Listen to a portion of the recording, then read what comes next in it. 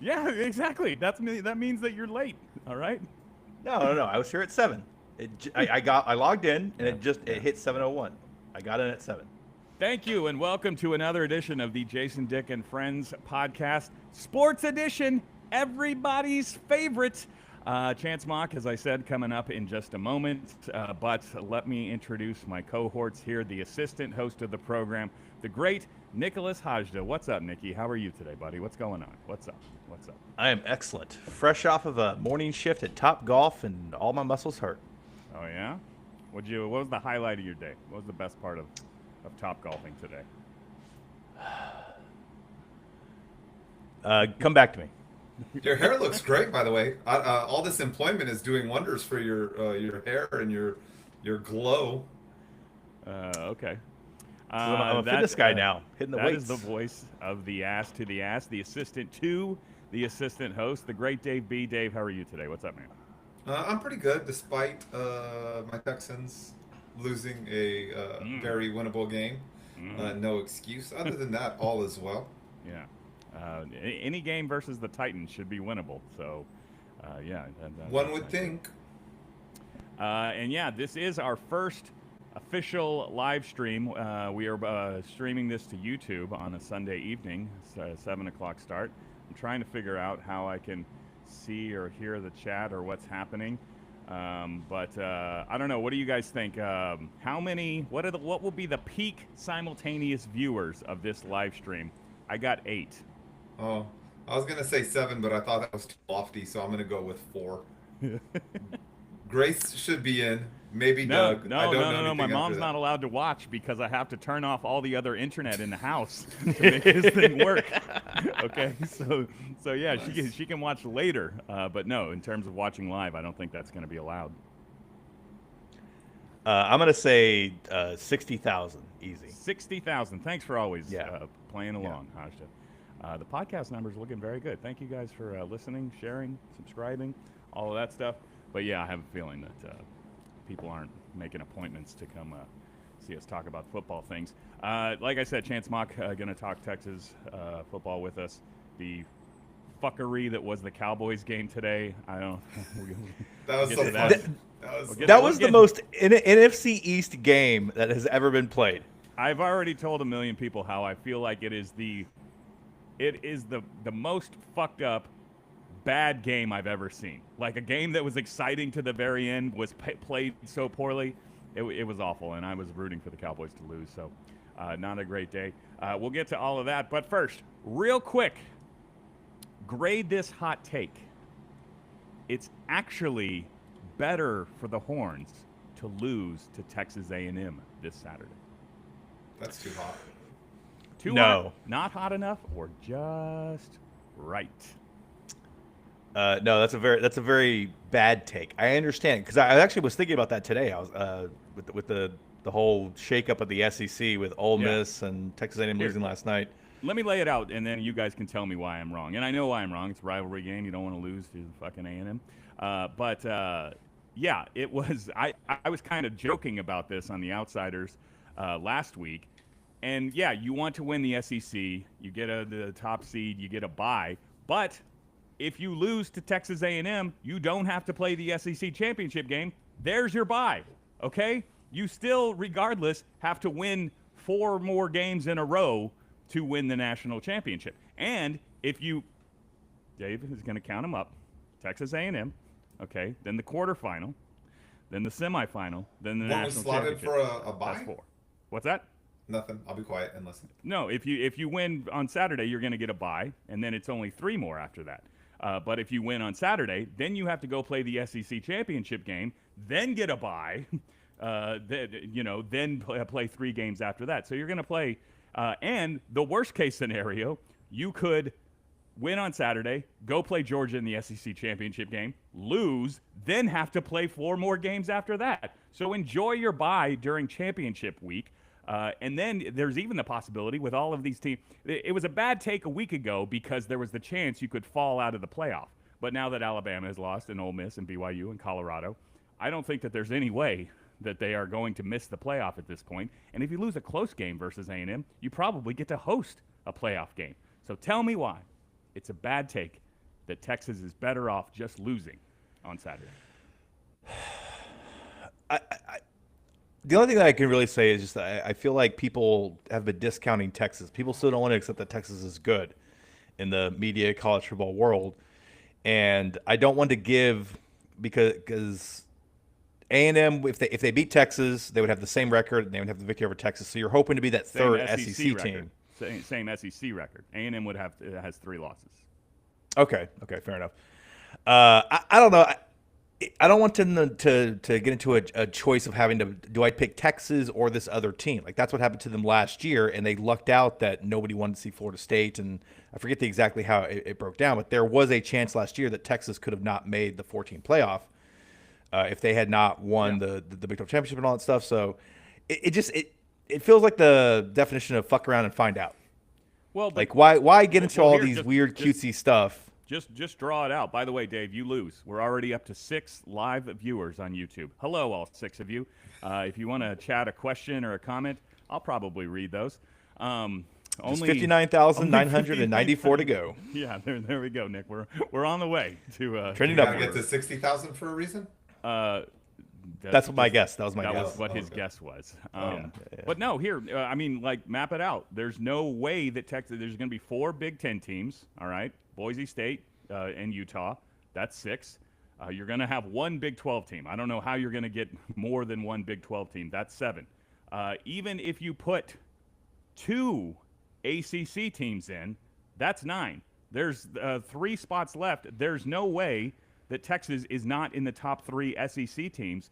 Now that Alabama has 3 losses and Ole Miss has 3 losses, it'll be Georgia, A&M if they win the championship, Texas, and maybe Tennessee. It'll be Tennessee or A&M or maybe Alabama somehow still. But there's no way. I mean, if A&M beats us 49-0, we can talk. But I just don't conceive of a way that they miss the playoff at this point. Here, I'm just going to preemptively agree with Dave B and say I don't like the vibes. It's Tell him why, Dave. Tell him why. What is our signature win right now? Vandy? We beat the defending national champions on their motherfucking field. The ones that have like 3 wins all season, 4 wins all season, that defending champion? Yeah, okay. Yeah. And also, go look at a mock draft, okay? There's like four Wolverines in the top 20 picks, okay? That is not an untalented team. They just don't have a coach. It is going to look much better when they beat Ohio State somehow next week. But, you know, the whole purpose of sports in this system is you don't duck people. You play to prove you're the best. Your stuff is all like, I want to duck. I don't want to have to play games, win games I should win. I want to duck. That's bullshit. And the whole sense of who you are and the whole sense of like... Exactly. Yeah, This is the difference between the two of us, okay? You are a meathead athlete who just wants to run his head into a wall. I think I'm a smart man's athlete, okay? I think I'm a cerebral player of the game, and I know it's an easier path to a national championship if you lose 28-27 to A&M on Saturday. It's loser talk, but you do you. Wow. Yeah. Okay. You know. Oh, so is playing Mercer in the penultimate week of the college regular season. I mean, look, I know it's bullshit, and like under no circumstances would anybody ever try to execute this plan. Although, what are the rules of forfeiting? What if that was the case? Like, just pass. We're good. Just you're Sark, and you're like, hello, is this the office of Greg Sankey? Whole team's got COVID. All 110 of them, okay? And the walk-ons, all right? Everybody has COVID. Everybody on the 40 acres. We can't even have an open tryout. Everybody's got COVID. Sorry, we're not coming. Do you think that the COVID excuse still flies in college football? Like, no. When's the last time you've heard COVID around football in the last 2 years? What is the? I don't know. No, I'm just saying. Like they were like, yeah. I mean, teams have been sick. People have missed games because of COVID. It's very obvious. I think Deebo Samuel did it earlier this season with the NFL. But like, just no. People in football, they're like, no. COVID's not a thing. It's fine. Look, I will tell you from personal experience. You can call in sick a little too much. All right. But the University of Texas has got a great attendance record. Okay, they haven't missed a game in forever, and so they'll give you one pass. All right. I know it's stupid, and they would never do it, and it's a rival, and we want to win the SEC. But I just think it's worth hot take jackasses like myself bringing up as a consideration. Here, I will tell you this though. To your credit, Jason, I think you can safely say it's not terrible for Texas if they lose. Like that would be that's an okay loss, I guess, if you want to play that game. Yeah. But I will sacrifice all of those young 20-year-old bodies and everything to have the Aggies be able to sit there and talk about beating Texas and playing in the SEC championship game. Like I don't want to give them that. So no. No, there's no competitive advantage to a national championship. If they go into Kyle Field and crush the hopes and dreams of Texas A&M and remind them that, hey, we're the little brother.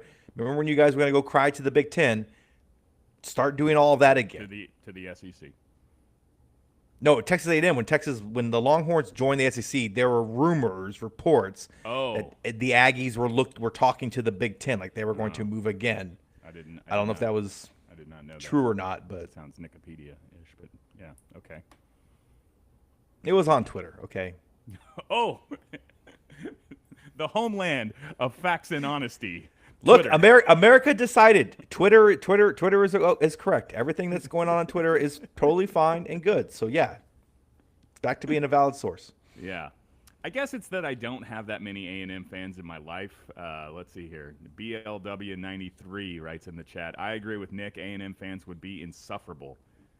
I don't really have any of those that I see. I guess then sometimes I'm at a poker game. Actually, a couple weeks ago I was at a poker game and.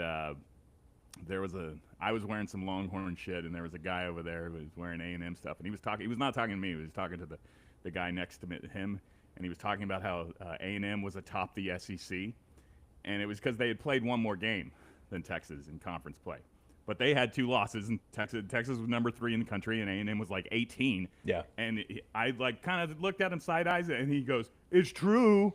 And I'm like, take it easy with your we're atop the SEC talk, okay? Everybody's checking the SEC standings page over on ESPN.com to make sure the Aggies are running the conference. But, yeah, I don't really see a bunch of Aggies, so I don't know if that would be that much. If they somehow beat Texas, you will see them. They will make themselves They'll be in your mentions. Yeah. Yeah. I watched Texas-Kentucky from inside the stadium. And, by the way, they took down the candy buffet in the rich asshole section. What? I know. Why do slight inconveniences happen to people who are not outright terrible? What the fuck? I spent extra money on that ticket because of the candy buffet, and it's not there. And it was fucking Thanksgiving week, so they were serving turkey and ham. I was like, brisket, where's the brisket? Anyway, I was watching from inside the stadium where it was not evident that Quinn Ewers was apparently injured. You guys watched on TV.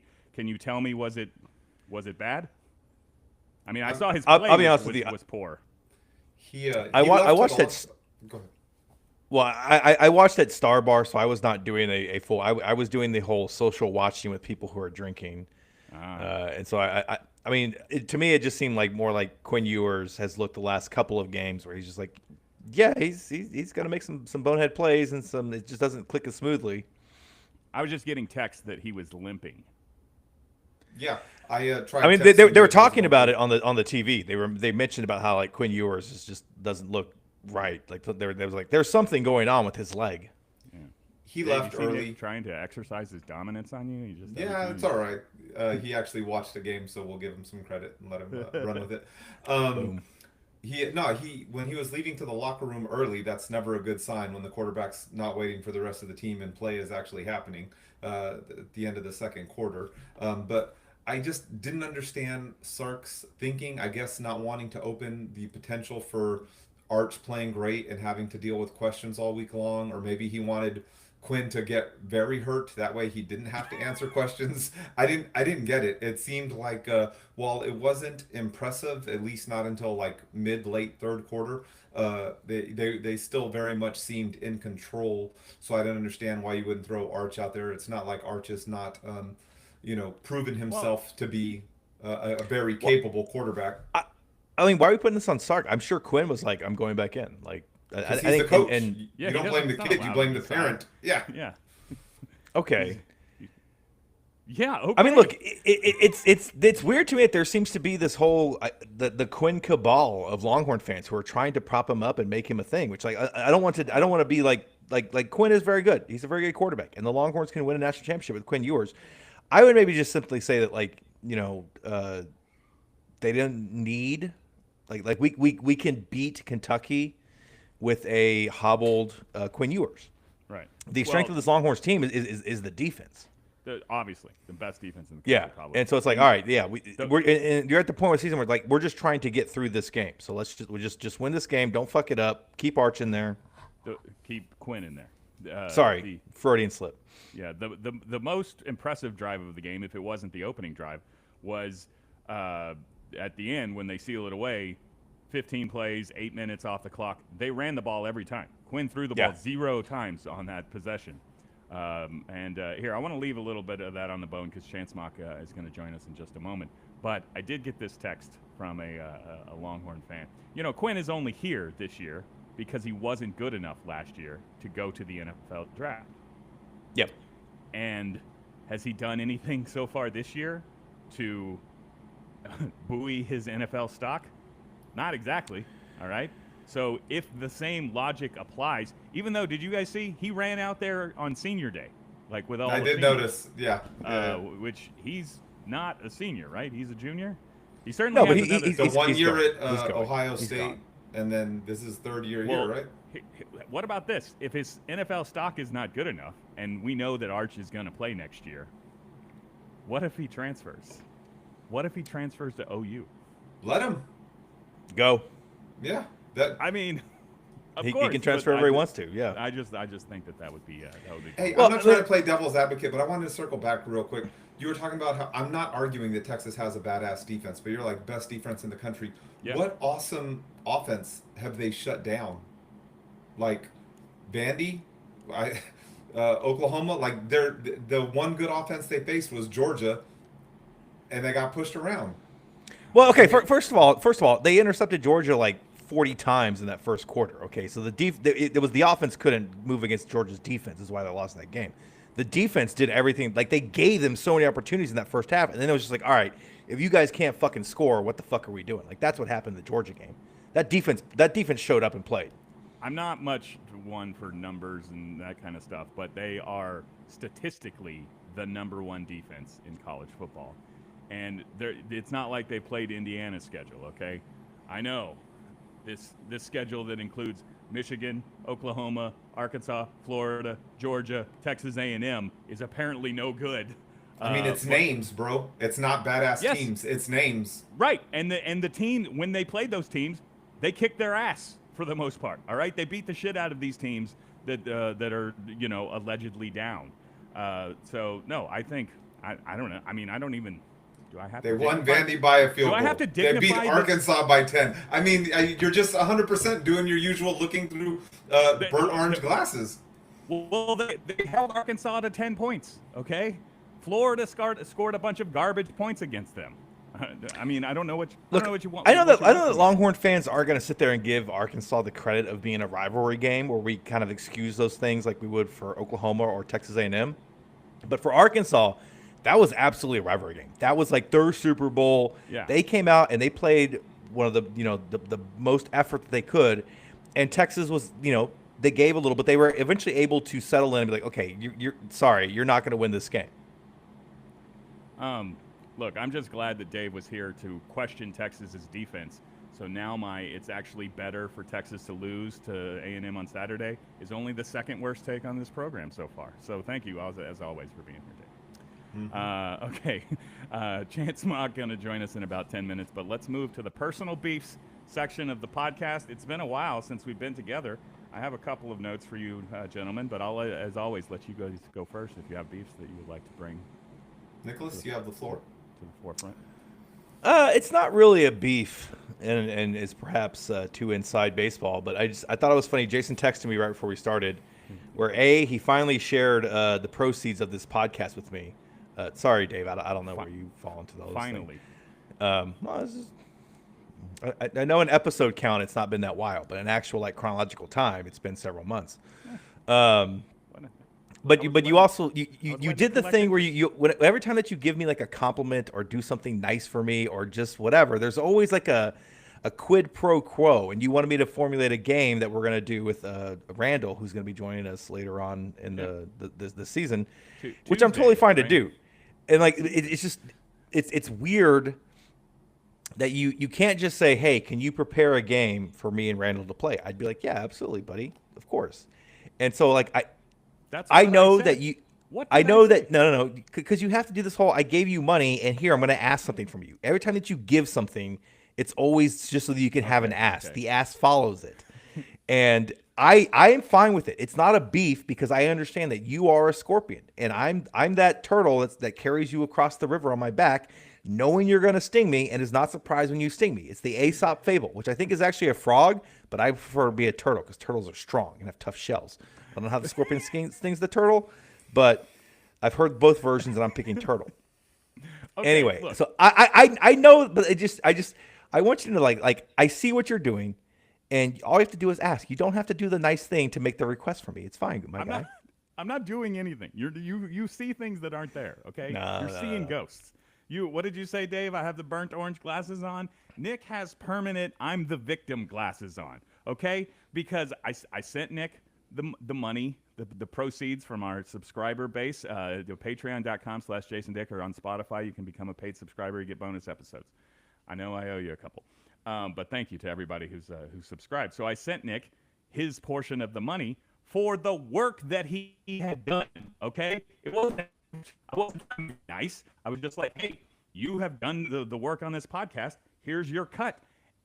And then we have another episode that we're taping on Monday, and I was like, can you prepare this thing for Monday? This is how you earn the money. This is by doing the work. Okay, I wasn't trying to buoy you up. I wasn't setting you up just so I could spike it in your face. All right. I was just saying, hey, here's some money. Also, another piece of show business. We need to prepare this for Monday. I don't understand but you see it as some sort of a calculated attack.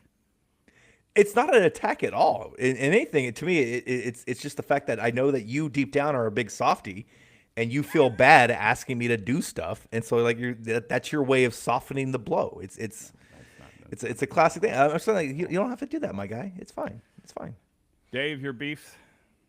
I have none. Oh, okay, tremendous. That's great. In that case, I'll start with you. Don't text me, Dave, to correct me on something, and then when I correct you on your correction, you just go silent. You don't say anything at all after that. I believe I started my text with, "Hey, I'm super busy, but if I don't text this now, I'll forget." Okay.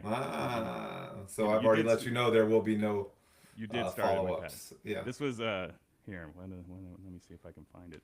Friday morning, maybe. Yeah. Dave had he was listening to our podcast. Thanks. It's always nice to meet a fan. The one where Nick and I were talking about what's the name of that show? Nobody Wants This. And I was complaining about the continuity errors where Seth Cohen is wearing no undershirt in one shot, and in the very next shot has an undershirt on. And I'm just like, come on, man, this is a fucking high-level production. You can't do better than this? And Dave just texts saying it's 2 separate basketball games. Watch this high-level production. I am now going to play you. I'm going to hold the phone up to the camera to play you a video that I recorded off of my television screen. Okay? Is that gonna... Feels like copyright infringements. Okay. Look, no undershirt, Seth Cohen. Now It froze. Kobe. Okay, now you're good. Yeah. And then Kobe. And now back to Seth Cohen. Now wearing an undershirt. Okay? Same basketball game. All right? You're fucking Netflix. The bar should be higher. But that's beside the point. All right? Dave just has to fucking come in here and tell me how I was wrong about saying that there was only one basketball game. And yeah, there is another game in the episode. But the point was there's a continuity error. Okay? And it happens in the same game. All right? The main purpose of my text was to let you guys know I couldn't believe you weren't aware that it was loosely based on the Foster sisters. So. Well, okay, I do want to get into that here for a second, but I'm just going to say right now, Jason said there was one basketball game, and I believe I even pointed out that there may have been other basketball games, and you corrected me and said, no, there's one, and Dave was correct. There's 2. So good job, Dave. That was You're right. the 2 game You're right. text. The You're essence of the point was that it is there's a continuity error. Okay, the essence, fine. The factual reality is that you were incorrect. You said a wrong thing, and Dave corrected you. Thank you, Dave. But no, like I don't understand how that's my fault. That no, we're talking about the two sisters. How are they famous to have this podcast? Yes, they're based on real people. I don't know why I'm supposed to research who this show is based on, but in the show universe, which is what we were talking about, they're just two blonde chicks from California, right? Their dad's not a famous architect or whatever. He's some closeted gay guy who is now living his best life with his gay lover. What up, Chance? Ladies and gentlemen, our guest has arrived.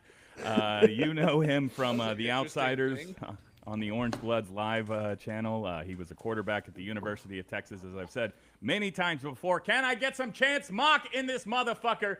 Chance, what's up, buddy? Thanks for joining us. Well, that was can y'all hear me all right? Yeah. All right, good. No, that was interesting. I've never done this way that, this setup that we're doing. Yeah. And so, I just pushed join. I thought I was going to go backstage like we do on our normal show. Oh, no. It was like, boom, I'm in. Nope. Yeah. That's a professionally run operation over there. This one is run by me. So, yeah. Can we borrow an Orange Bloods producer, please? You click the link and it's coming out of your take, Nick. You're in there immediately. Chance, that's Nick and that's Dave. I don't know if you've met these guys before, but what's up, fellas? Yeah.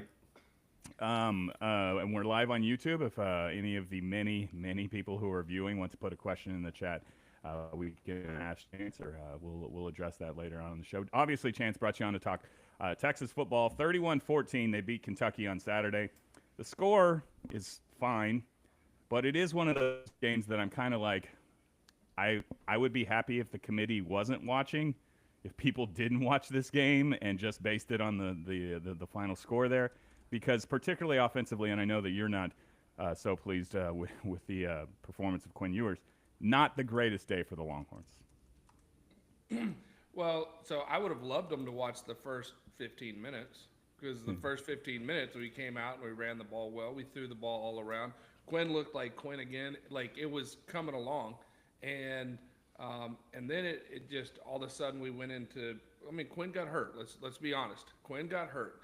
And this is so I put some stuff on Twitter that it wasn't a shot at Quinn. Quinn's trying to go.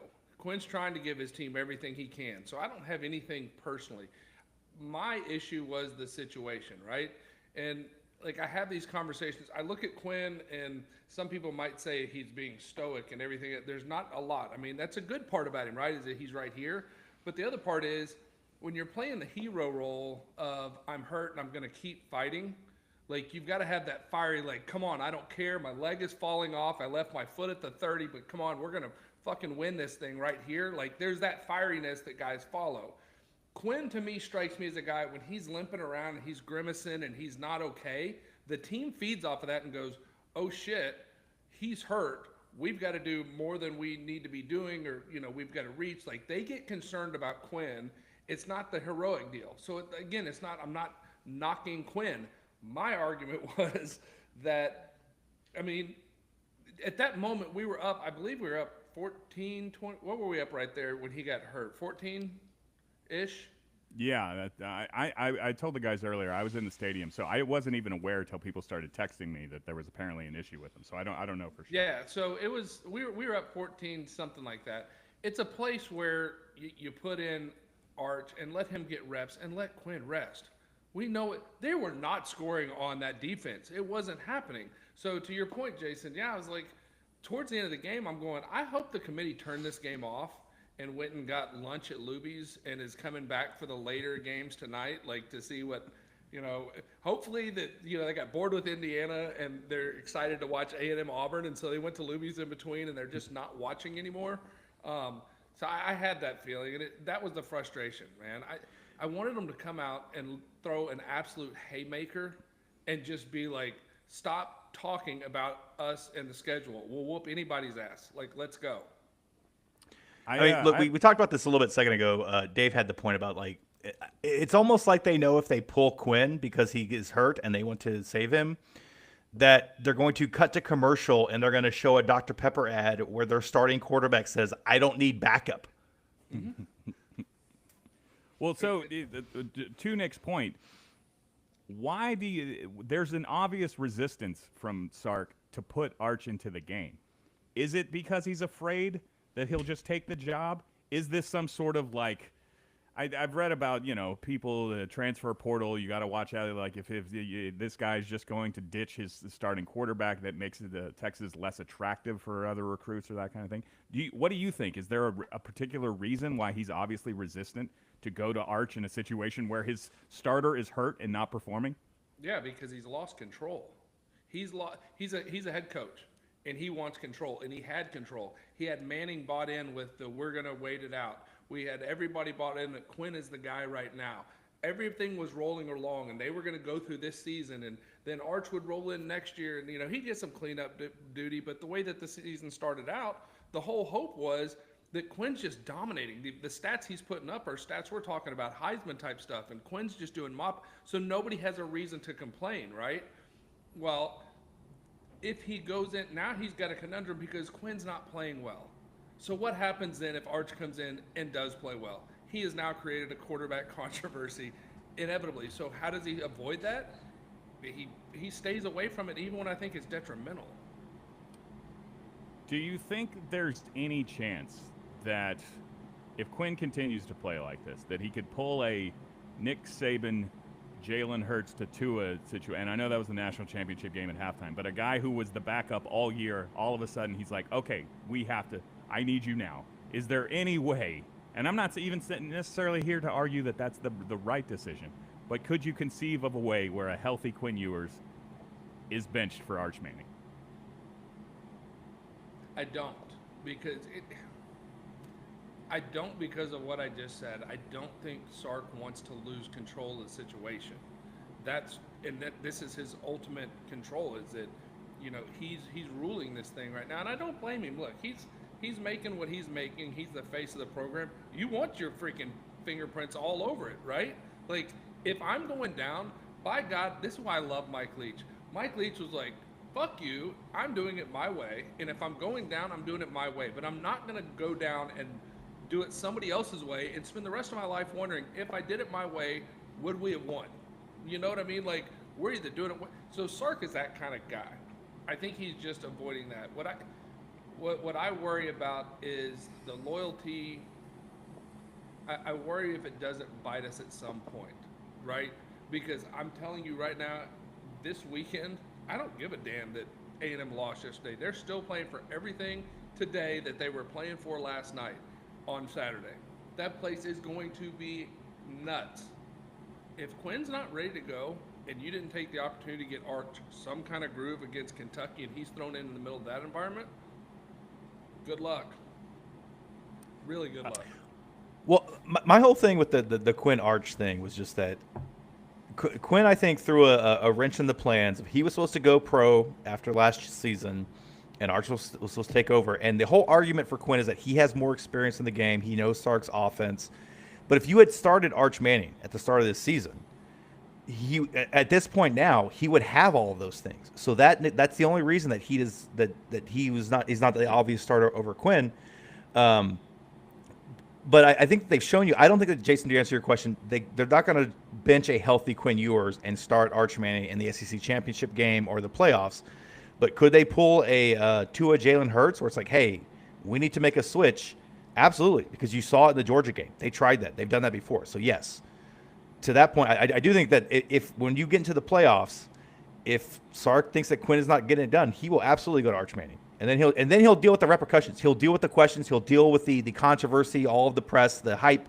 I compared Arch to the Caitlin Clark of how just like it kind of was like when she was in the hate. It's like, oh, this is taking a whole other thing. People are co-opting this politically. People are doing whatever. Like, you have to ride that with Arch Manning. So he's trying to put that off as long as possible.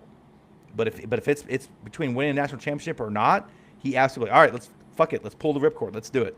No, I 100% agree with that. I'm talking about this weekend, like, against A&M.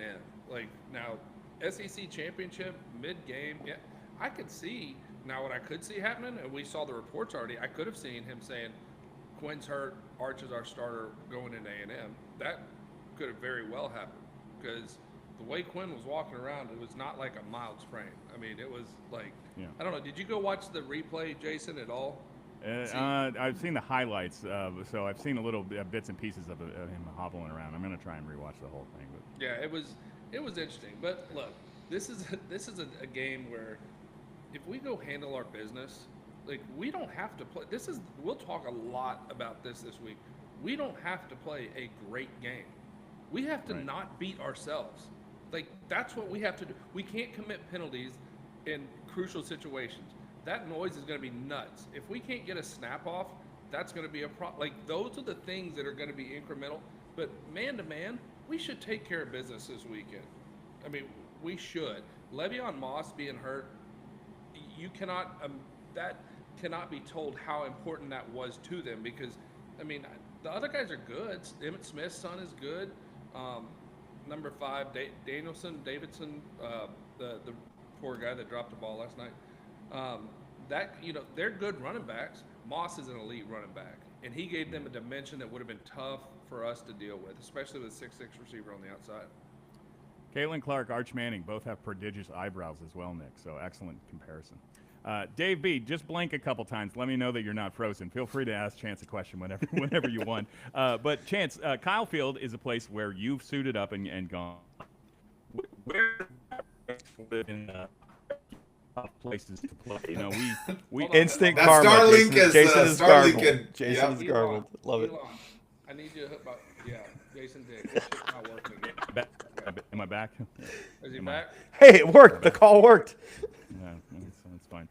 Where does Kyle Field rank in the sort of hierarchy of tough places to play? You know, they won at Alabama a year ago, just, a couple of weeks ago in Fayetteville. I know that's the thing. Won at Michigan. Kyle Field, you've played there before. What is that environment like?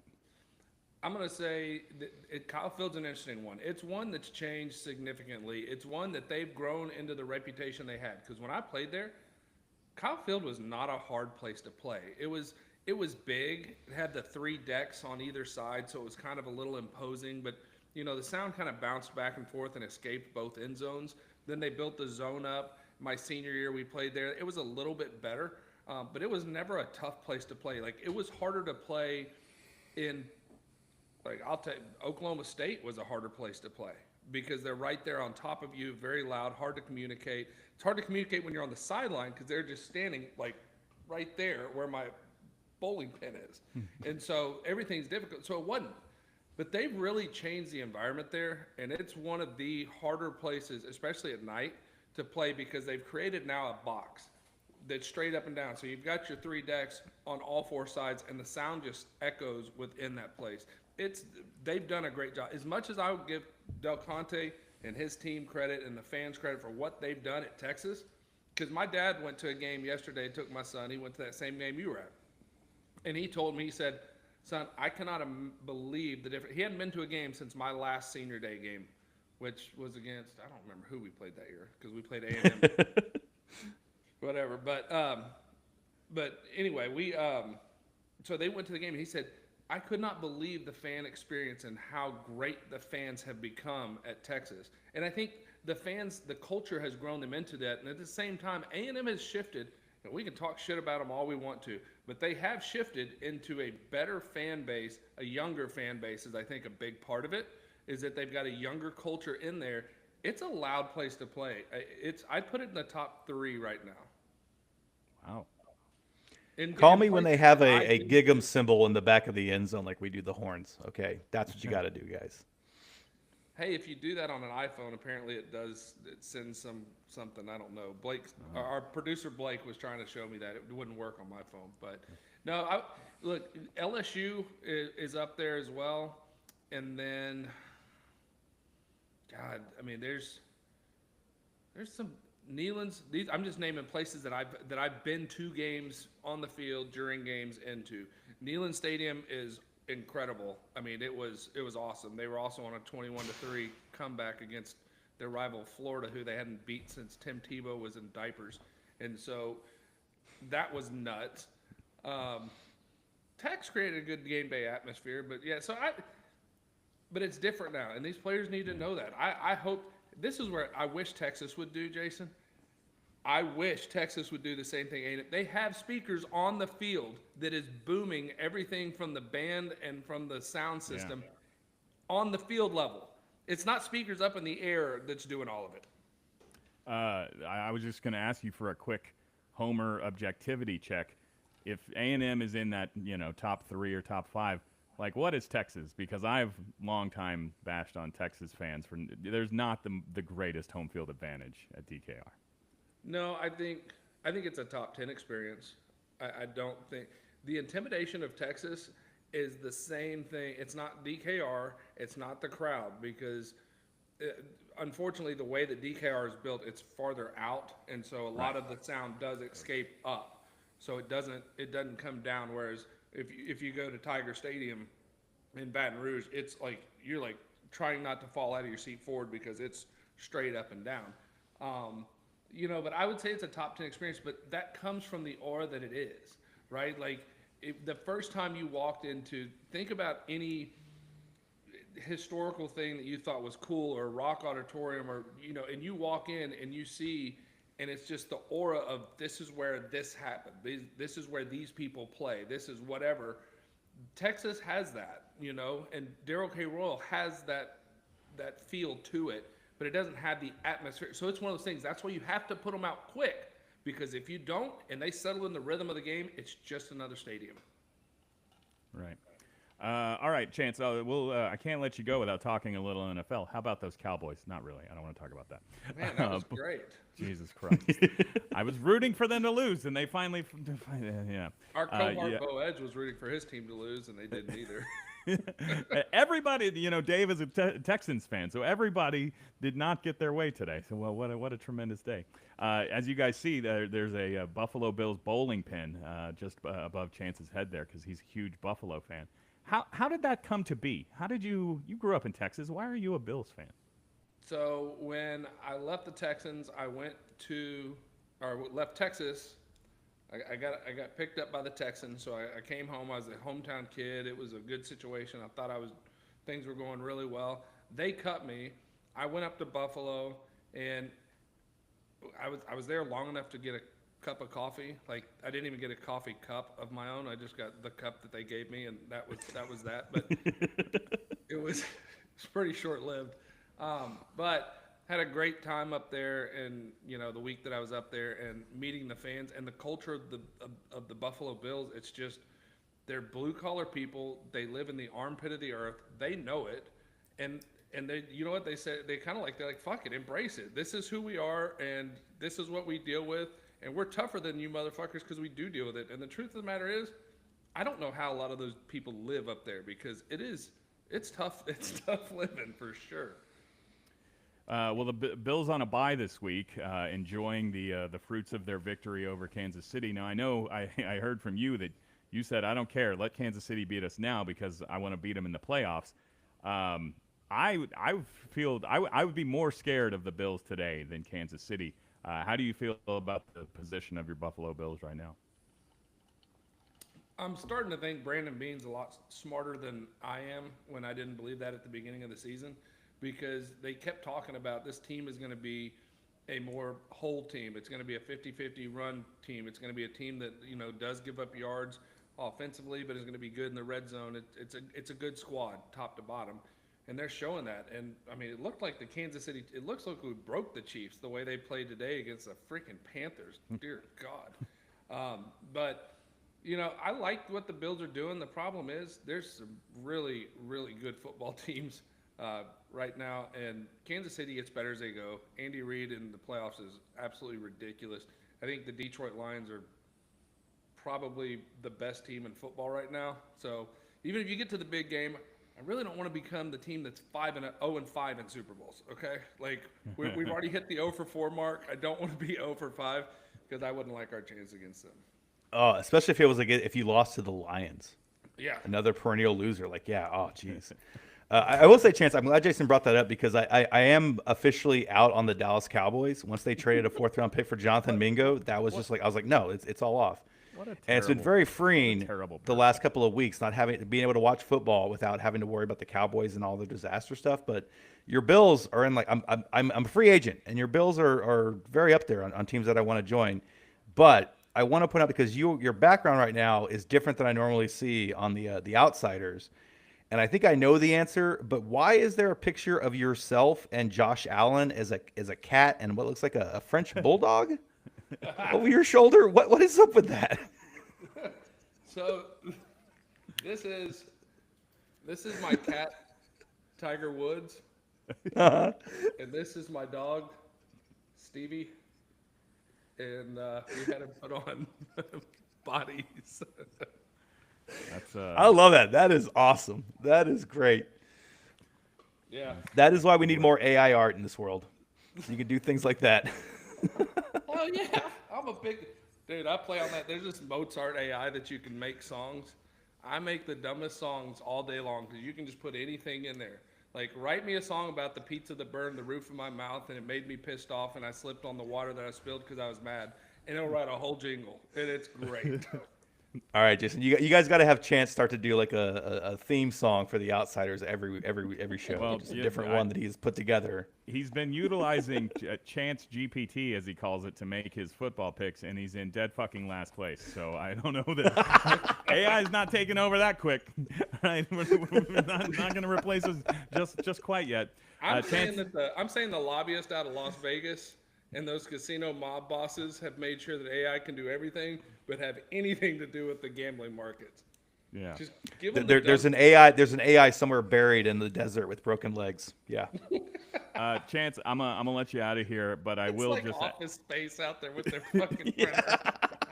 I'm gonna ask one more time. Dave, do you want to ask Chance Mock anything? You're like the kid standing in front of the roller coaster who's like afraid to get on. Do you have anything that you want to? I don't have ask? anything to interrupt. When you have a guest, you let the guest talk. Oh, if I had something good to fire off, I would. I mean, you guys were talking about the Lions. Well, here- I don't know how much of the game you watched today, but while they are the best team in the NFC, it does seem like they're cursed.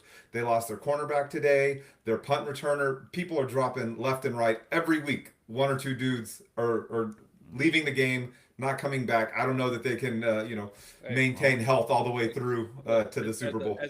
As a Bills fan, you're a Lions fan. We can bond on this kind of thing, okay? Because we've been through. Trust me, it'll be okay. Because we're either gonna suck or we're not, and if we do, we'll be back next week. So that's just the way it is.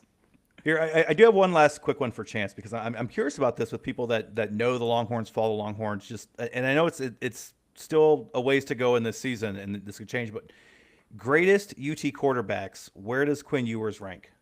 Ooh. Is he in the top 5? No. Because I feel like Vince and Colt, obviously 1 and 2, Mm-hmm. but then I would say like James Street. Do you go Peter Gardier, who never lost to just where does Quinn fall? Like where would you put him numerically? I mean, I don't know. You got to have David Ash in there. I mean, I'm sorry. Hey, Applewhite's above Quinn. I was gonna say I have Major Applewhite ahead of Quinn. I would have Ellinger above Quinn. Really? Just because because of his longevity. I mean, the dude. Yeah. Not because of his stats and numbers, but what he meant to the program or what he put into the program. I mean, what Sam Ellinger did, he put the team on his back. He didn't have near the talent that, and of course the record showed it, but he didn't have the talent around him, nor did he have the offense that Quinn has the luxury of. So I have to put Sam in that realm. I think he's in the top 5 or 6. He has to be. Yeah. Okay. But he's had, to your point, Chance, he's had every advantage. He has probably the best offensive mind as a head coach. And the weapons, I mean, they put 4, maybe 5 pass catchers, if you count Jonathan Brooks, into the NFL a year ago. And they might have the best receiving core in the nation again. So, yeah, he's definitely. And he's had a stable of running backs that have been just, I mean, turnstile. And even though one gets hurt, the next one, we'll draft him first round. Right. Okay. The quarterback, Chance Mock, you can watch him on the Outsiders that I am on with him on Mondays and Wednesdays over on Orange Bloods Live on YouTube. You can Google it, or it's on everybody's socials. And this week, we're going Monday and Tuesday because of the holiday, but usually it's a Monday, Wednesday at 8:30. Anything else I can plug for you, Chance? Anything else going on? How's your health? You doing good? I'm good. I'm still sitting here wearing my girdle, and as soon as we get done, I'll go Yeah, this is how my life is going. I'm having to wear girdles these days. Okay. For those of you unaware, but Chance just had a little operation. He's not going out on a hot date that he needs to look slim for. Yeah. Let's just say my brother today, I walked into my little nephew's 2-year-old birthday, and my brother goes, "Hey, he's back. His insides are back on his insides are back on his insides, no longer on his outsides." I was like, "Thanks, Trevor. I appreciate that. You're a really fine brother." All right, buddy. I'll talk to you again tomorrow night. Thanks for doing this for me. All right, man. All right. Sorry to burst into your No. party, man. That's exactly how I wanted to do it. All right, thanks, buddy. See you. There, Jay. Thanks, Chance. Yeah, we should do that. Just like give one random listener the link to join the show, and they could just pop in whenever they want. They can just. It is a good idea, but then I think you'd have to come up with a new link all the time, right? Because if they wanted to be devious, they could just ruin it all the time. Want. Yeah. They'd never even thought of that, Dave, if you hadn't told them. They would just think that that's an expiring link like you do every time that we do this. I knew that this was the link, but since we were supposed to be on YouTube, I didn't know if I needed to click something different. Yeah, I don't know if I barely know how this thing works. It's our first go around, and we did exceed the number that I predicted for the simultaneous live viewers. I'm not going to say it because now it just feels sad. Y'all can probably look in the corner on YouTube and see how many it is, but don't worry about that. If you want to put a chat question or anything like that in, we will address it. Bo Nix rules, says Brian. Some motherfucker played Bo Nix against me today, and I was like, really? And yeah, he got like 23 points or something like that. So I'm like, all right. Happened to me last week with his like 5 fucking touchdown game, and I think I still won. Yeah. I started him last week and this week, so I'm on the Bo Nix train. You're starting Bo Nix? I had Dak. He went down. I had to find someone. I went with Bo Nix. Dude, okay, this is not. Bo Nix is like should be the inspiration for this rule, but like, it's not surprising that he's that good as a rookie. Not saying he's great, but just like that looks like they have a competent quarterback who's better than Russell Wilson in Denver. But like he's also like 35. He should be this good, okay? He's not 35, but he is. And right, he is older than. Well, like I think Cam Rising is another one of these guys. Like we're reaching a point with college football where it is unfair to have one of these 6th, 7th year, like Cam Rising is 25 years old, and he is trying to go have one more year with Utah just to squeeze that little bit more money out of them for NIL. Like again next year? Yes. I don't think Utah wants him back. He's going to have to transfer. They're tired of the. I think we are eventually we're going to have to reach the point of like, hey, there needs to be an age ceiling. What? You're like, wrong. You to Exhibit play A, college football. The Mormons. BYU's been doing this for years. They were way ahead of the curve. Yeah. I mean, wasn't Taysom like 26 when he ran all over UT? He wasn't a 22-year-old college kid. Also, necessary roughness, all right? Scott Bakula was 40 years old when he... Okay, you can leave and come Paul back. Blake? That's fine. Paul That's Blake? fine. If you go Is that play his name? baseball, yes, Paul Blake was a farmer. I'm just saying, like, if you just hang around that long... Sinbad like, as a defensive tackle? Yep. Sorry. And Kathy Ireland is a kicker. Yeah. Man, there's somebody else in there last time I watched it. Jason Bateman is the wide receiver. Yes. Yeah, he's the rich kid. Yeah, Jason Bateman. No, I feel like you're about to say, like, once you turn 25, you can't play college football anymore. You got to go to Canada. I don't know his name, and I don't intend on learning it, but there is a guy in college basketball right now who is on his 8th year in college. And it's because he had a COVID year and a red shirt and then some injury, whatever, allowances. And he's a big man, and he's clumsy as fuck, and he'll never make it in the NBA. But he's still an asset in college basketball, and he's probably making like $500,000 in NIL. So he's like, yeah, I'm gonna keep on applying for fucking medical red shirts until the as long as they'll let me do this. I will say I only feel this way about quarterbacks. I'm not going to pay attention to the other positions. If you want to be a 30-year-old defensive end or defensive tackle playing college, go for it, buddy. But the quarterbacks, I don't like that. Brian follows up with, Bo is the 14th rookie in NFL history to record 200-plus passing yards and 2+ passing touchdowns in 3 straight games. Hey, how about that? Front runner for Offensive Rookie of the Year. So we've already taken it away from Jaden Daniels? Yeah. I mean, he's looked pretty bad these past few weeks. Threw a pretty nice pass to Terry McLaurin today. Here, let's get into that because I want to talk Cowboys and the NFL. And when I was mapping out the show, I was positive that the Cowboys would have lost to Washington today. I don't even really want to talk about this game, but let's address it for a little bit here. A game in which Dallas had a field goal blocked, a punt blocked, they missed another field goal, and in the last minute of the game gave up an 86-yard touchdown pass when the only thing that you couldn't do in that situation was give up an 86-yard touchdown pass. You will win the game as long as you don't do that. And somehow they still won the game because Washington managed to play even worse. I don't want to be results-oriented on this, but after that McLaurin touchdown that you thought could tie the game, go for two, right? Like, I know sometimes you say you go for two on the road. I always say if you're the inferior team, go for two because you have one play to win it. If you go into overtime, then, this team's better than you. They're likely to beat you. But you have Jaden Daniels. You have, I mean, you don't have a 2-yard play that is just You just said the reason why they didn't do it. They're the better team. They're like, we're going to take the 99% play and we'll just beat them in overtime. I mean, look, they are the better team. They just got infected by Cowboyism somehow. I do think my favorite part about this game, the Cowboys spread it across the line of scrimmage. Yeah. They were. I mean, Dan Quinn is a carrier.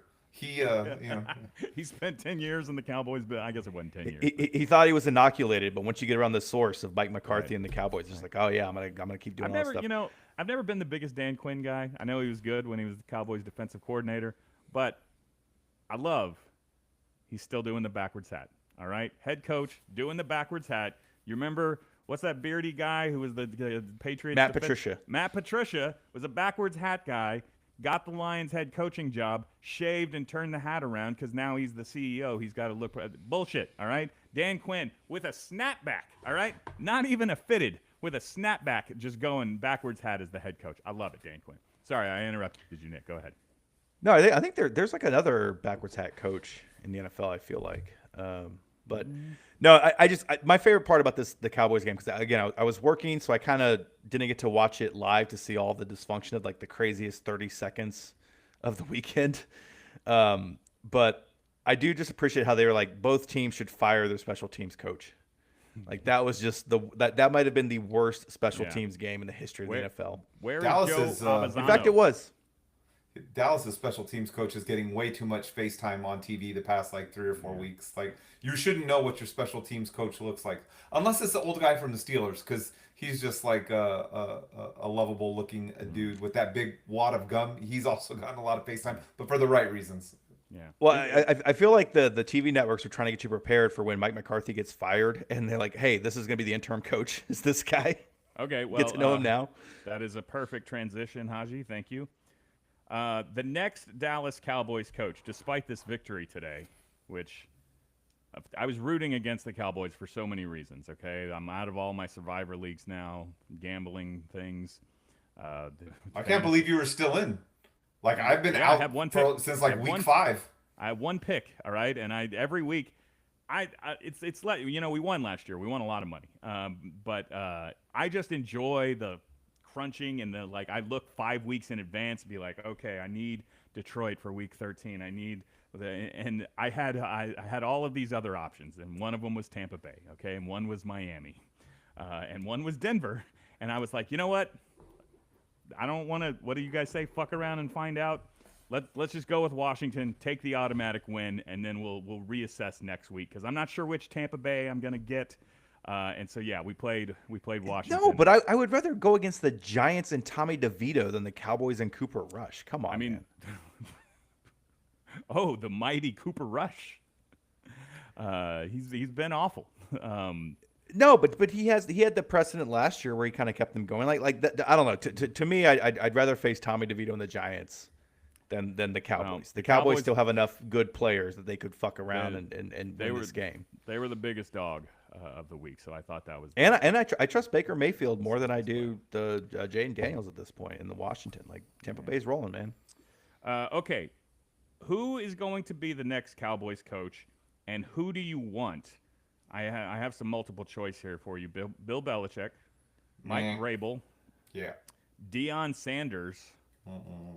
Ben Johnson, offensive coordinator of the Detroit Lions, who could be a head coach right now.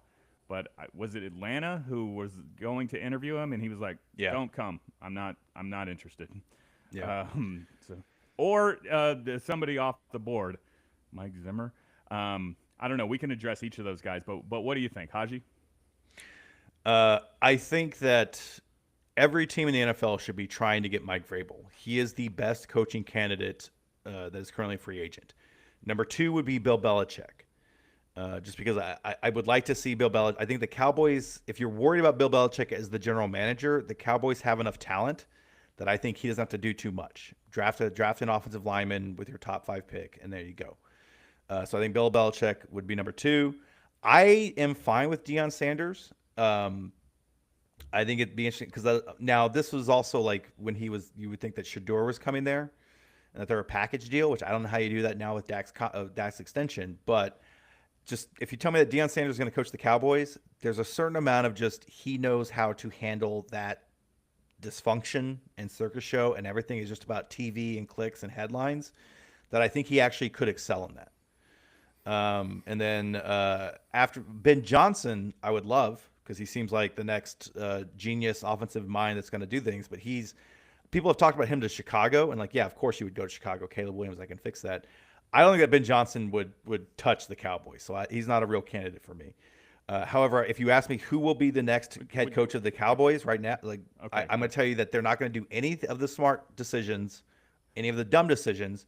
They're going to do a decision you did not know was on the table, and that is why Rex Ryan will be the next coach of the Dallas Cowboys.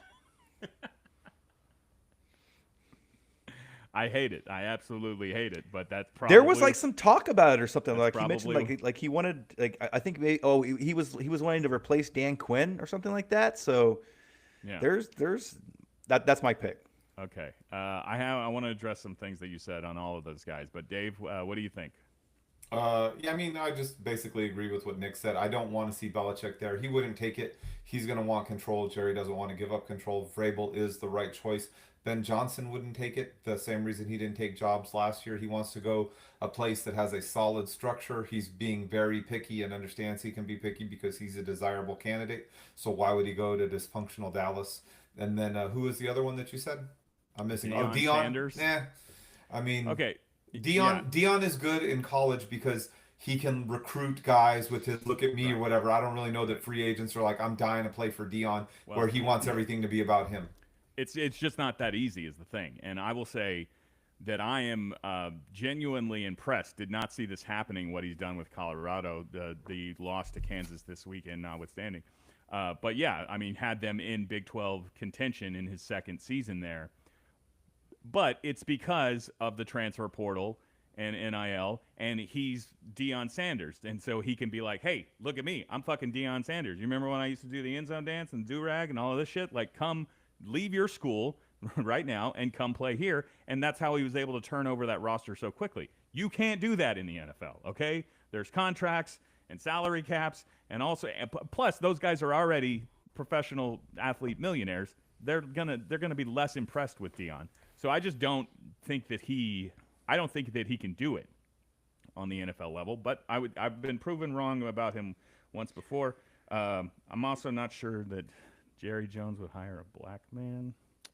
Hey, I was texting with somebody. Has the Dallas ever had a black head coach? No, definitely right? not a head coach. No, but I was texting with somebody today, and I was racking my brain, and the internet probably knows. Has Dallas ever had a minority coordinator? Maybe a coordinator. Don't come at me with some Dave Campo bullshit like if he's Hispanic or fucking Italian. I don't even know what. But I don't think in my lifetime there's just a whole bunch. There's just Dave Wanstead after Dave Wanstead after Dave Wanstead. The Cowboys are one of 13 NFL teams who have never had a black head coach. They have had one black offensive coordinator, Maurice Carthon, under Bill Parcells. And Brian Stewart is the only black defensive coordinator. So they've had one of each. I don't remember those at all. Now,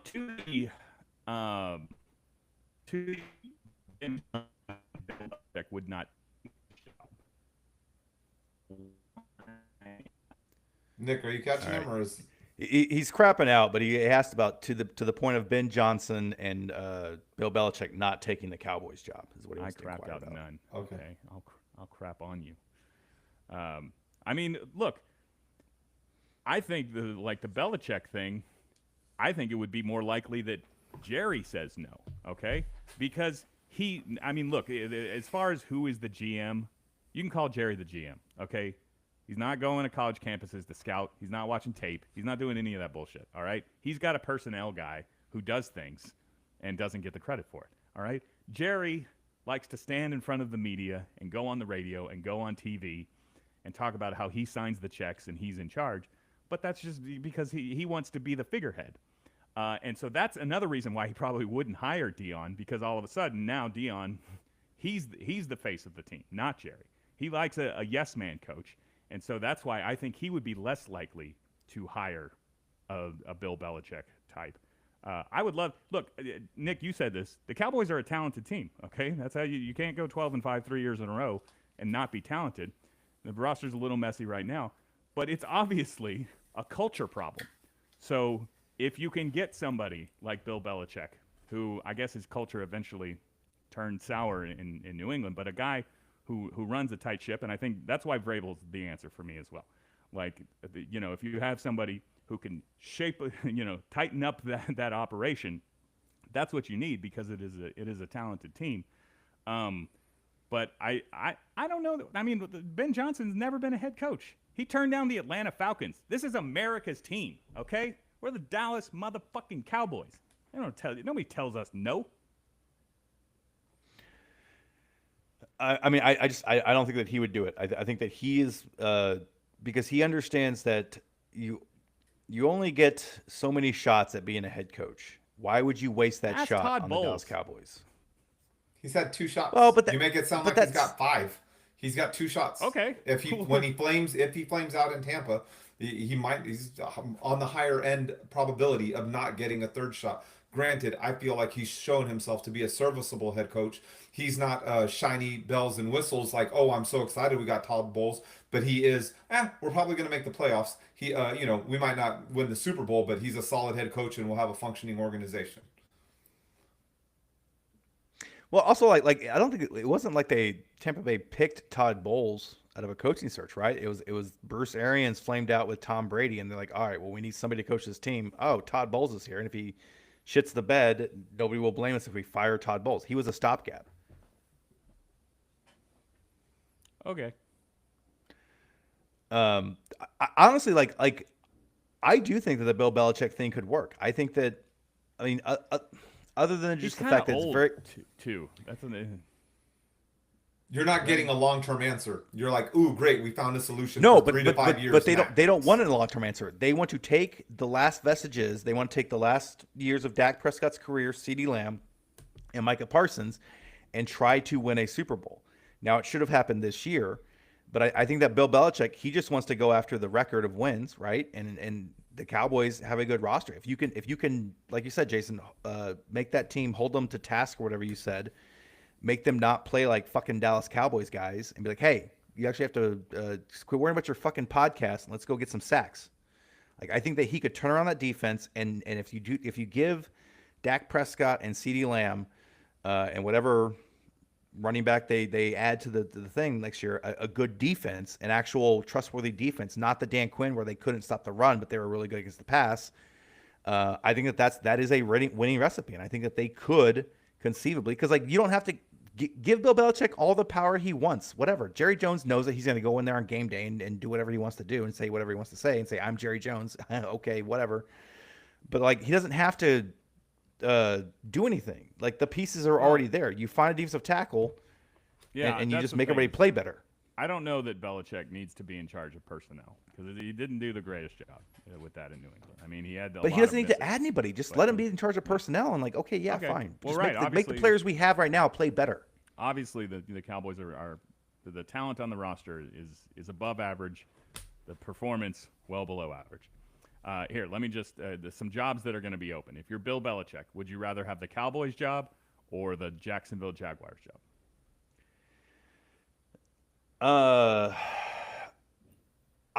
All I can say about that is that the reports are that he wants that job and he wants to be teamed up with Trent Baalke, their GM, and that there's a package deal if because the Jags should fire Trent Baalke, but they would keep him for Bill Belichick. Is like the GM would be the Nathaniel Hackett to Aaron Rodgers' Belichick.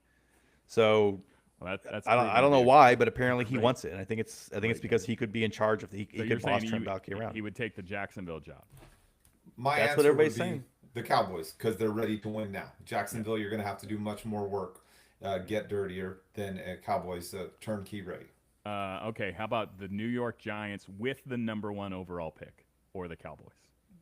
Still the Cowboys for the same reasons. The Giants have shown themselves to be a dysfunctional organization, much like the Cowboys, but at least the Cowboys win. The Giants don't win.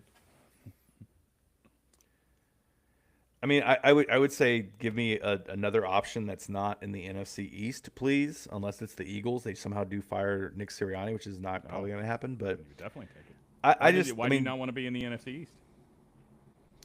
I'm saying that there's got to be better jobs for Bill Belichick than either the Cowboys or the Giants.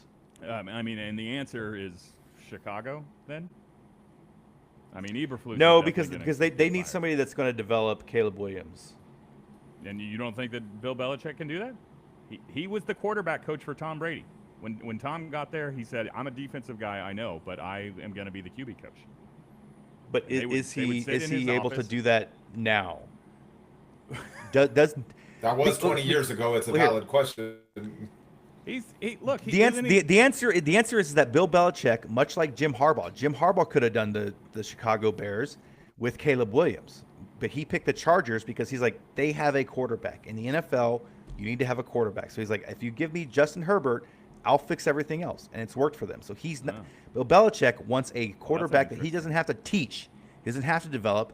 He can just go in there and be like, hey, dummy, you know what to do. Go do it. All right. Isn't Bill Belichick like still fucking a 25-year-old? That invigorates 24, I think. But yeah. Is he 24? Yeah. That's a... Nice also, when he goes to the Bears, he's the 4th best team in the division. Yeah. Yeah. They almost beat the Vikings today. All right, with Eberflus. Ifs and buts. Oh, okay. And candy nuts. Yeah. No, I think that Bill Belichick Philadelphia was the perfect landing spot for him, where you have Jalen Hurts. You have weapons on the offense. He just has to fix the defense. All right, here. That's what he wants. He's not going to go. He wants a veteran quarterback. Maybe I'm crazy. I would rather have Caleb Williams than Justin Herbert. I mean, if you need to win a Super Bowl this season, you want Caleb Williams over Justin Herbert? Well, I think neither of them can win the Super Bowl this season. Boom, take that, Kenny. How do you like that? Okay, but if that's your goal, is you are focused on just winning the 13 games, so you have beat Don Shula's record, and to try to get a ring, so you can say fuck you, Tom Brady. You're not picking a rookie for quarterback. this season. Yeah, sure. But if you gave me the next 3 seasons, I would rather have Caleb Williams. And here, let me bounce back into some hot take jackassery for you. I would rather have Caleb Williams than Jalen Hurts. Yeah, it's not that hot. All right. Just right. I mean, yes. also, Justin Herbert is not old by any means. Okay. Like he's still he's young also enough. not as talented as Caleb Williams. His arm's pretty top tier. Yeah, he's not. I'm not saying he's bad. He was one of the greatest rookie quarterbacks. Caleb Williams wishes that his rookie season was as good as Justin Herbert's, and the only reason he has not been more successful is because they had Brandon Staley and because he's been hurt. No, I would take Justin Herbert is what you want to turn Caleb Williams into. So why just take Justin Herbert? All right, how about this one then? Brian asks, is the 49ers head coach at risk of getting fired? Kyle Shanahan from? University of Texas. Or Duke, depending on how you want to slice it. What number did he wear? 17. I don't know. Number 2. Shanahan, number 2. Okay. There's some weird thing about he and Chris Sims. Yeah, and another guy. I'll have the tattoo. Matching tattoos. Yeah. Okay. Yeah. Y'all already knew that. My bad. No, he's not. I mean, look, the 49ers, Nepo babies ride together, buddy. 49ers is a disaster. Playing without Brock Purdy today double disaster. But I still think Shanahan is one of the 5 best coaches in the league. Honestly, like if we were going to have a coach draft, like who do I want to coach the Cowboys for 20 years? He might be my number 1 pick. Andy Reid ain't going to make it another 20 years. So it's either him or McVay, LaFleur. All 3 cut from the same cloth. Right. So I mean, yeah. Young, great offensive minds. I mean, like be literally, ecstatic to have. Yeah. Literally came from the same coaching tree. But I don't like Kyle Shanahan, and I think he's a little bit too arrogant. And that stat about blown fourth quarter leads is not nothing. I would take LaFleur. I would take McVay, obviously. I might take. say something. Zach terrible. Taylor, I could hear an argument for. Zach Taylor might get fired. Well, okay, but that's not his fault. That's he's not in charge of the defense. I mean, other than just he's the head coach in charge of everything. He's in charge of everything. No, but that's that the Bengals are a cheap team. That's more on the front office to me than Zach Taylor. If they fire Zach Taylor, the Cowboys should hire him tomorrow. I thought you were going to say Mike McDaniel because I know you're all juiced up for Miami and everything. My guy, No. I mean, Jalen Waddle finally did it today. 8 for 144 and a touchdown right on my bench. On your bench? Just hanging out on my bench. Mm-hmm. Thanks a lot, buddy. No, I was gonna say like the 2 guys from the Eagles in Arizona and the Colts. I might take. I mean, D'Amico Ryans. I might take. I was waiting for you to get there. I was hoping you'd eventually get there. Let's talk about the great D'Amico Ryans who lost today to the 2-win Tennessee Titans. Dave, what happened? What happened? Oh, Mike Tomlin over Kyle Shanahan? You can't really say that CJ's been playing lights out this year. So it was just, right. I don't know, man. What they couldn't run the ball for shit. I think Mixon had like 22 yards on 14 carries. Your boy, Damian Pierce, who Dave, for those of you not following along, Dave once took number 1 overall in our Dynasty Fantasy Draft when Breece Hall was available and Drake London was available.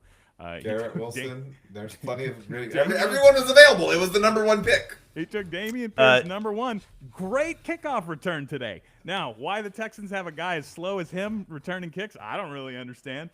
But fucking, they scored the first touchdown of the day because he ran it all the way down to the 20. Probably, a real kick returner would have scored, but got run down from behind. But they threw it to that tight end. I don't know on the first play, and then some. I also want to add that Dave B added Damian Pierce back to his team last week in our fantasy league, so he had dropped him. I've cut him twice, and I brought him back each time. Yeah, that's good. You just can't quit him. All right? I can't. No, he's gonna be on until he pops. I promise you that he's gonna have a year.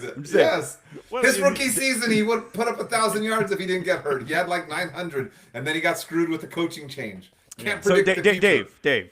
Yes. You have cut Damian Pierce twice and added him to your team twice, but that still was not. You don't regret that pick at all. That was still not a bad pick, taking him number 1 overall. I mean, hindsight's 20/20.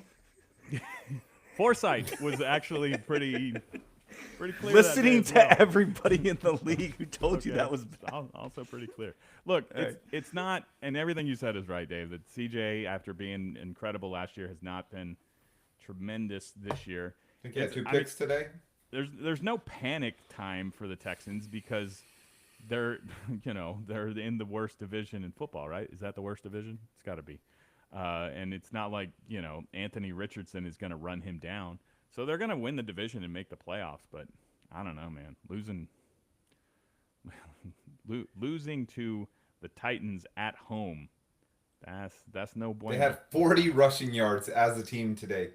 Passed for 220. I mean, they got outgained by over 100 yards by the Titans. It was bad. There's no. I'm looking at the stats right now. There's no way around it. That was just a pathetic performance. Well, no, coming on a short week, playing another bad team. Maybe they just took it for granted. I don't know. No, the answer is that the Texans and CJ Stroud were just playing so far above the rim last year that everybody was wanting to anoint them as a Super Bowl potential team. Up there with the Chiefs and the Bills and the Bengals and the AFC, but the answer is that they can't run the ball, and that's on who's your offensive coordinator guy, Ben something. Yes, it had to there you go, that one. Yeah, that's the problem with the Texans, because if they could run the ball even average, they would have iced that game against the Titans when they finally got the lead. Like that's their problem. Ooh. I'm not arguing with you, but to say they can't run the ball, they just had 3 rushing touchdowns last week. Joe Mixon No, had over I'm 100 saying yards. they can't. When they need to close out a team and run the clock out because they have a lead against a team that is playing hard against them, they can't sit there and turn on that physicality and just grind out a win. That's what they're missing. Heard. Nick, you saying ice the game reminded me of something, and I'll come back to that in just a second. But Misk7420 says Cowboys need Nick Saban. Yeah. I think he's enjoying the retired life. Doing TV, still gets to travel around, be part of the whole system, but He's got his Airbnbs to run. he's never gonna coach again, right? Miss Terry's No. not signing off on a pro job. He had his pro stint. Ask the Dolphins how it worked out. Well, no, but sometimes the guys come back. I mean, Pete How many college coaches Carroll came to the did? NFL, left, and then came back and were successful? One. Pete Carroll. One. Hold on. Jim Harbaugh. 2. But Harbaugh was successful and left. That's different. That's not the same as Saban. Saban left So because he couldn't. Saban already flamed out. Yes. He. Well, I mean, look, a lot of people will tell you that Saban would have been successful if he had just if it was the team doctors on the Dolphins, if they had just Right. Let him get Drew Brees. passed Drew Brees. Yeah, that's the guy. I was gonna say Sean Payton, but that would have been a terrible quarterback for the Dolphins under Nick Saban. Probably pretty old. To be a Yeah, quarterback now. I do also think I've had like a crazy theory that whenever there's a super team that assembles in the NFL, it doesn't work out. It takes you a year to gel all these different pieces. And the 2 big examples were the Cleveland Browns when they were trying to go all in that 1 year with Baker when it looked like he had the goods. Oh, yeah. And the Vince Young super team Philadelphia Eagles, which both were huge disappointments. And the Texans were not quite that, but just to they be did clear, add. Vince Young was the backup to Michael Vick on the super team Eagles, okay? Yeah, but he's the one that said this is a super team. Okay. Yeah. One of the many accurate. questionable decisions for Vince Young. And I do think that there's a little bit of the Texans, like it was perhaps lofty expectations that you're going to bring in all these pieces, even though they didn't break the bank for all the top free agents. They still brought in a lot of guys. And so I think it just takes you a while to get everybody on the kind of the same page. And then when you couple that with, the fact that they can't, they don't know how to run the ball all the times all that well. I think I would be very high on the Texans next year. Like I don't think you have to worry about it was all a mirage the first year of CJ Stroud. No, I would still be very high on the Texans. If I'm Texans fans, I'm looking forward to the next decade in the AFC. Right. Just being in the AFC South is going to be good for a while. Can we go back to the personal beefs? I just realized an hour and 23 minutes into this podcast that is being live streamed on YouTube, I had fucking pizza on my face. All right, I just took it off of my. It's on my finger now. Mm-hmm. But I Blend it into your beard, bro. I had pizza on my face this whole time. You guys didn't say shit to me. All right, that is. No one noticed. Yeah, well. The resolution on your camera is not that great. It is fucking awesome. Look how good I look compared to you fucking assholes. All right. I think that each one of us is going to sit here and say on our personal computers that we look the best. I look the best out of the 2 of you guys. I do think you look the best, Nick. Thank you. What? Your hair just looks the best it's looked in so long. I got to tell you, man, I really hate it, but I'm trying to grow it out.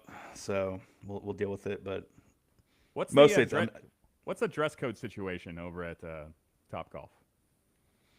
You have You go to guns wear out? Much No. of your radio gear?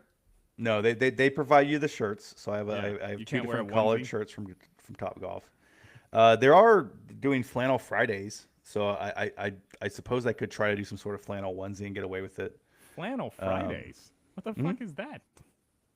It's things that the companies do to have fun. Everybody gets it's like, hey guys, you get to wear your best flannel today. Okay. But it's mostly just like it's like pornography. They know when you're not up to dress code. Okay, that's not it. That's not it. Tucked? Do you have to be tucked? No. Oh, okay. I've been having sometimes if I'm losing at a poker game, daydreams about just having a real 9 to 5 job. And if I'm winning, just nightmares about having a real 9-to-5 job. And yeah, just the idea of having to tuck. I'm not much of a tucker, man. Can't. Do you have to tuck at your job, Dave? No, sir. No tuck? No tuck. I mean, I only have to go into the office one day out of week, but What? no tuck. Holy shit. Put in a good word for me. All right, let's start wrapping this thing up. I have some senseless bitching I'd like to do. And your icing comment reminded me, Nick. Y'all watch the Thursday Night Football game? Yes. It is an exciting finish, I guess. Cleveland and the Steelers. But yeah, if you made it to the end, full-on snowpocalypse going on in. Were they in Pittsburgh for that game? They were in Pittsburgh, No, right? Cleveland. They were in Cleveland? Okay. Correct. Thank you. That's some factory of sadness weather. Well, here's the thing, and I know a lot of people are all about that. They're like, yeah, football's supposed to be played in the elements. I fucking hate it, man. All right? And it's about to come into play hardcore in the college game because Ohio State and Penn State are probably going to be hosting playoff games in the middle of December where it could be just a full-on blizzard. And I don't like it, okay? I want to see athletes performing at the super high end of their capabilities. That's why I think the NFL is so awesome to watch these receivers make these incredible catches and quarterbacks scrambling and all of this. It's bad enough that I'm already having to watch Russell Wilson versus Jameis Winston, and now you're basically putting them on fucking ice skates out there so they can't fucking. I feel like Jameis is about to fall down at all times. I hate it. Every team, if you live in a snowy climate, dome that motherfucker. You should have to have a dome, all right? No, I hate Put a dome retractable domes. roof. No. Okay? No. But if So it's then metal snowing, chunks can fall when you actually use the retractable? that's fine. That's fine, okay? If you didn't see a metal chunk of Cowboy Stadium fell on the field pregame last week. But yeah, if you're doing that thing right, Jerry's up in the suite. He's just got a button that drops a metal plank, all right? Anytime. Oh, what's that? Is Washington about to throw an 86-yard pass to Terry McLaurin? Boom, metal plank right down. I guess that was in Washington. Anyway, I don't like the guys playing in the snow. I want to see them compete with and be able to compete with the peak of their abilities. Not I'm who sure you is- guys. I'm sure you guys have already seen it, and I just don't want us to skip this topic without mentioning it. Jameis had another hilarious moment when they were trying to do the draw them offside things. I don't know if you saw the audio clip, but he's like doing the whole blue 82 and then sending guys in motion, and then hold on, goes up to the center, blue 82, and the third time through he's like, fuck, somebody jump off sides. He's still going through his cadence, but I am not. it's so good. He literally is part of this game. He's like, somebody jump off sides.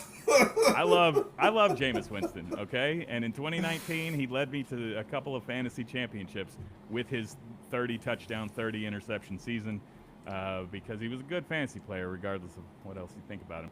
And yeah, he's fun. But I don't want to see him have to play in the snow, okay? All right? He is one of my favorite sexual predators. He's got 2 incidences, Florida State and the Uber. Look it up.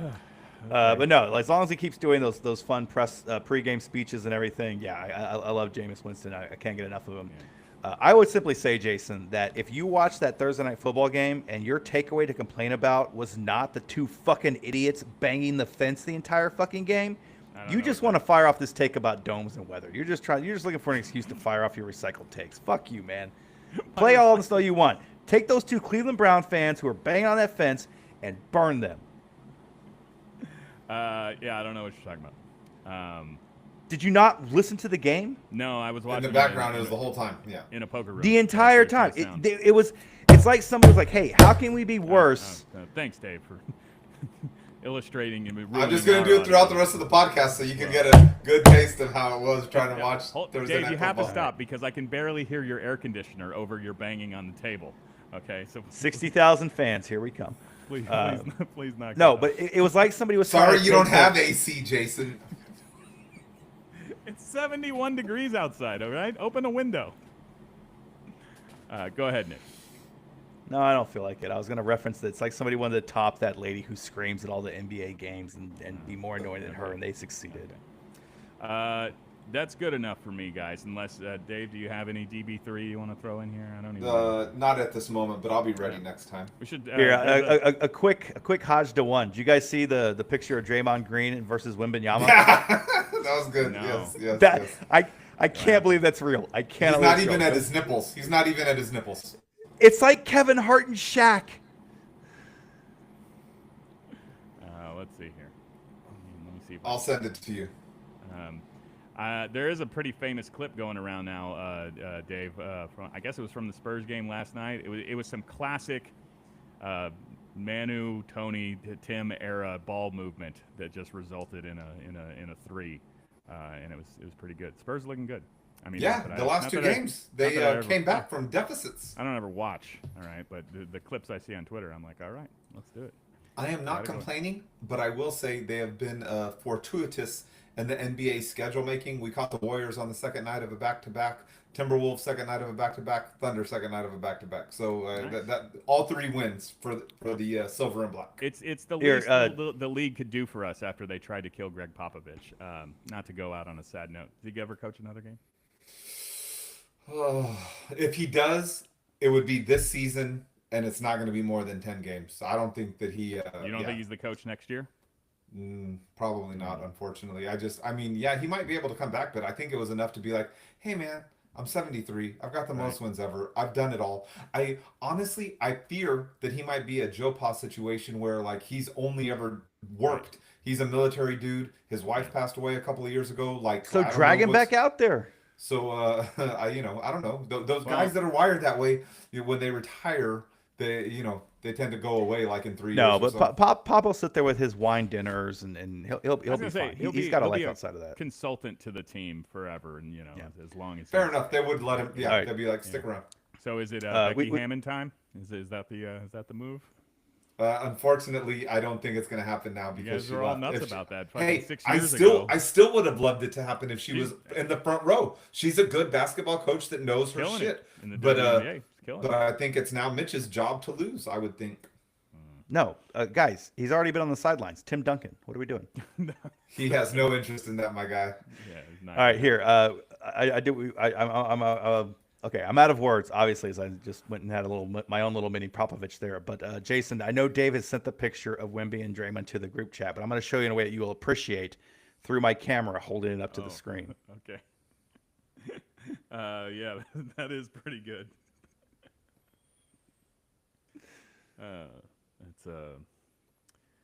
looks like Dave trying to guard me that day that I tore his Achilles in half. Haha. Just kidding, buddy. I've said this before, but every day that I decide to play 4 hours of pickleball, and I'm like, what was that? I felt something tweaked down there. I'm like, oh, I'm not exactly insured right now. CJ once told me you don't have to pay your medical bills, so got that going for me, which is nice. I mean, as someone who had a surgery last June, he's not wrong. Really? I did not. I think it's so fucked. Well, I just think it's so fucked the way they work their shit. How can you not know what it's going to be, and you can't give me a ballpark price, and then you're just going to, like, 3 different people bill me whatever number that they made up a couple of months later? Fuck off. Like, no, I'm not down with it. That's funny. It's all a scam. Just walk away, buddy. Well, I mean, not in your case because you're recovering from an Achilles surgery, but roll away from your debts, kids. It never fails. JasonDickAF@gmail.com if you want to send your feedback. Thanks to everybody for listening to the double-digit live audience that we recorded on YouTube today. Do you guys care about watching these? I mean, I could make it a regular thing, but also I'm not sure that it really adds anything to the stuff. We'll see.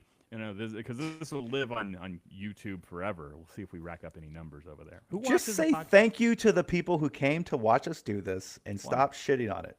I didn't shit on it. I don't know if it's worth it for you guys to watch it, but thank you. Such a backhanded compliment. I think a new thing should be since Nick said he's trying to let it grow out. Every time we do this, if the number goes up, he cannot cut his hair until we have a week where the Are you trying to let it grow out, Nick? I thought he just said he was trying to let it grow out. Yeah. Oh, yeah. Really? But I'm going to attempt to do the whole slicked back look again. You're going to be in corporate America or government America. You can't be running in there with a fucking man bun. Yeah, because they don't let fucking weirdos in the government. Dave, you're. I should not bring this up an hour 35. Then let's into not. Shit. Well, no, you're a government employee, right? I don't know. Okay. Are you at all concerned about Project 2025? Brother, Like, I have 29 months until I can retire. The way that they move, I just need them to drag their heels long enough for those 29 months to expire. That is gangster, man. Don't be deceived. I'm still going to work, just not there. I will right. retire and find something that keeps me happy, and yeah.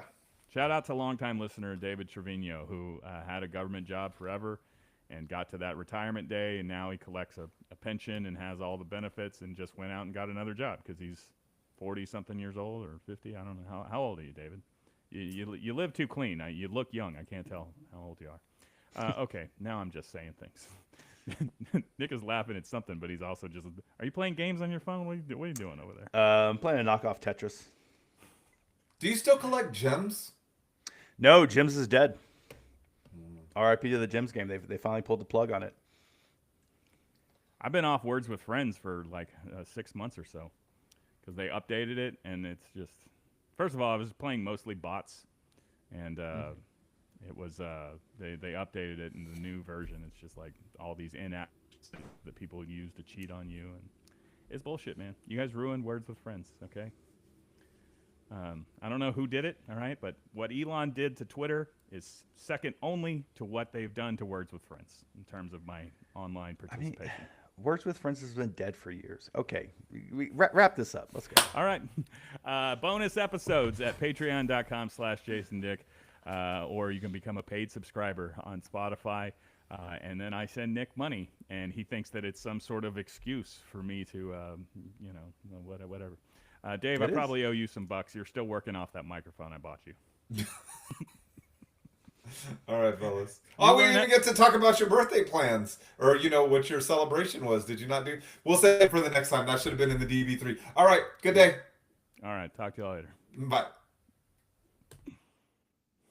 Man, he fucking disappeared all